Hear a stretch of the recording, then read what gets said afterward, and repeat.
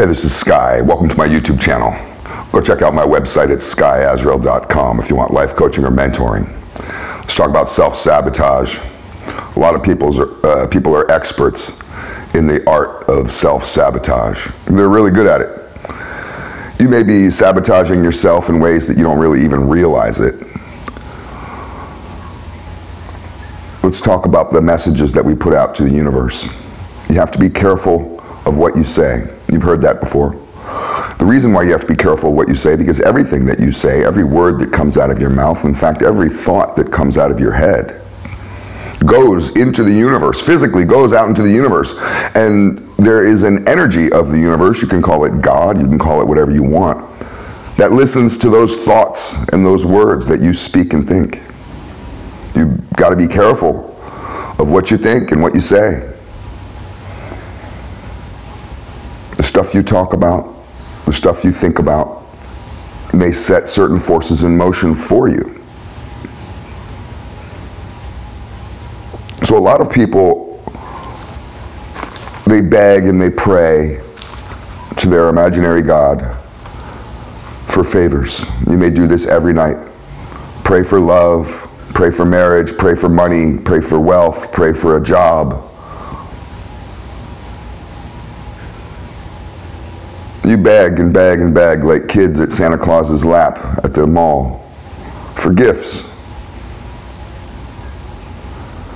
And you know, if you don't get your gifts, you get angry, shake your fist at the clouds and say, God doesn't exist. God is dead. I'm an atheist.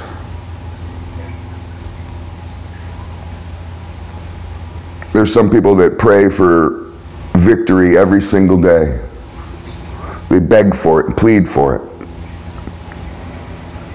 And then the entire time, they talk defeat. So when you're talking about defeat while you're praying for victory, you're sending mixed messages to the universe. The universe is going to listen to the last thing that you say more than the first thing that you say. So if you say, I really wish that I was in a marriage, in a good relationship, and then you say something later on that day that I'm not really worthy of love, and your self-deprecating humility, you've just nullified your blessing. Talking about defeat while begging for victory is not humility. It's not a safety net from a letdown. You're not being slick. You're sabotaging yourself. Faith is about trust. You have to trust the universe. The mindset of a loser, someone who loses a lot, the mindset of somebody who never wins, is the mindset of negativity. Those are the people that say that I'm not worthy, she's too good for me, a woman like that would never go for a guy like me. I'd never really be able to get a job like that. Are you kidding? How would I ever be able to do something like that? And you say and think these types of things all at the same time as praying for some kind of magical, beautiful outcome. Telling the Lord, please, I want that. No, I don't really want it. So then God listens to that last one and says, well, I thought he wanted it, but turns out he doesn't really want it. Even though he prays every single night, begs every single night for the same thing, and he's done that for the last 25 years, he must not really want it because he's not doing anything towards it. He doesn't act like he wants it.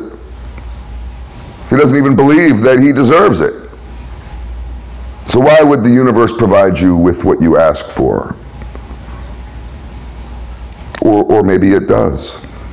Maybe it always provides you what you ask for, exactly what you ask for.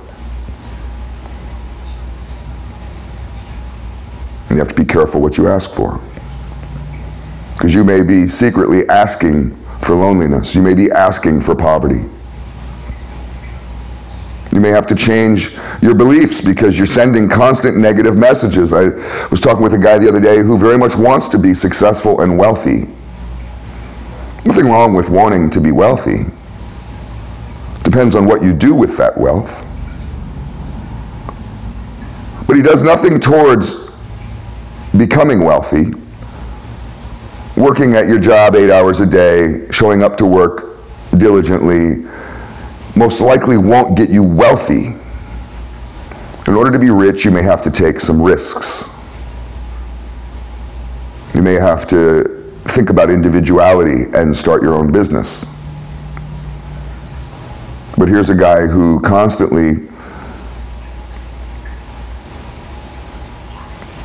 badmouths wealth, talks about wealth from a very liberal perspective as if these are the problems of the world. These are the people that are ruining the world. The Elon Musks and the Jeff Bezos are the ones that ruin the world.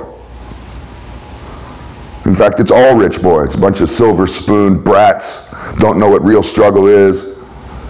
Oh, he gets awfully contentious when you start talking about money, and it's confusing, and I was pointing it out to him like, look, man, you can't tell me on one hand that you want to be the next Andrew Tate, and then on the next hand tell me how Andrew Tate is a chump for worshiping money.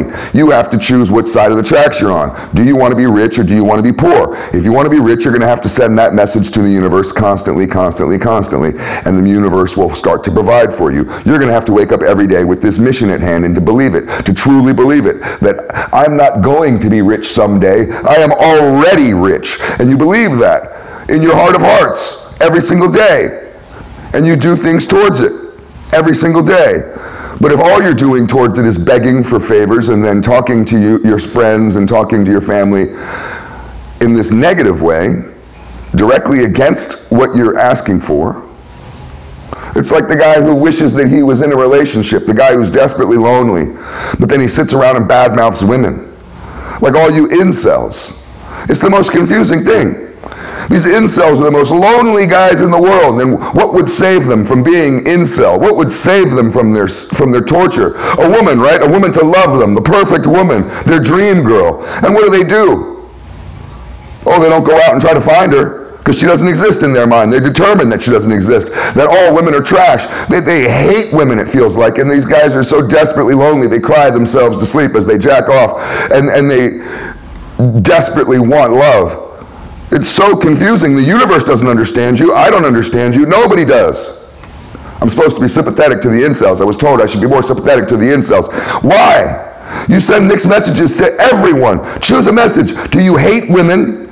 If so, then go off to the mountains and be hillbillies that hate women. I've met people like that. And if you want this beautiful, angelic, pure woman that you've created in your head, this fantasy, well, maybe she exists, but you have to start accepting your blessings, receiving your blessings. You'll never be in a mindset of receptivity if you're negative and angry, if you're constantly pushing away what's being given to you. All your prayers get answered. And people that don't understand that don't understand how the game is played. You may be self-sabotaging yourself without even really realizing it. I do this for myself. I do this. I can be very negative. I have to catch myself, catch my thought processes and say, hey, wait a minute. I've been sabotaging my goals all day. I've been sabotaging myself all day. You may need to go meditate. You may need to go flush that toilet. Get rid of all that shit that's in your head. This is why I ride a motorcycle. It's all food for thought. Stop self-sabotaging. Start receiving your blessings. Be more positive. Thanks for watching.